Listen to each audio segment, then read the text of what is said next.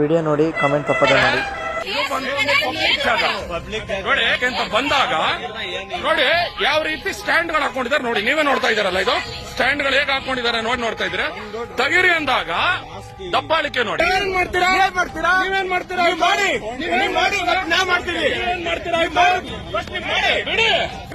ಮಾಡ್ತೀರಾ ಈಗ ತೆಗಿಯಲ್ಲ.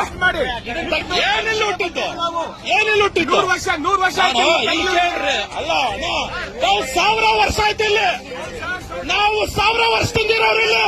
ನೀವು 100 ವರ್ಷಕ್ಕೆ ವ್ಯಾಪಾರ ಮಾಡಕ್ ಬಂದಿರೋನಿಲ್ಲ, ನಾನು 1000 ವರ್ಷದಿಂದ ಇರೋನು. ತಪ್ಪಾಗಿದೆ. ನಾವು ರೂಪೇಶ್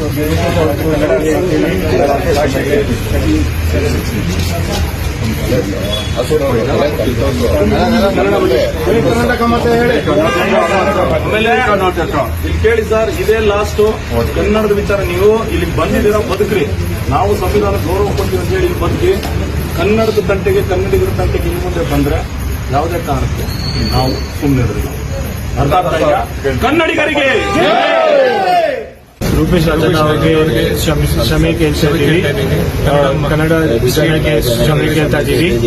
ಇನ್ನೊಂದ್ಸಲಿ ಈ ತರ ಆಗಲ್ಲ, ಇನ್ಸಿಡೆಂಟ್ ಆಗಲ್ಲ, ಮತ್ತೆ ಬ್ಯಾರಿಕೇಡ್ಸ್ ಆಗಿಲ್ಲ.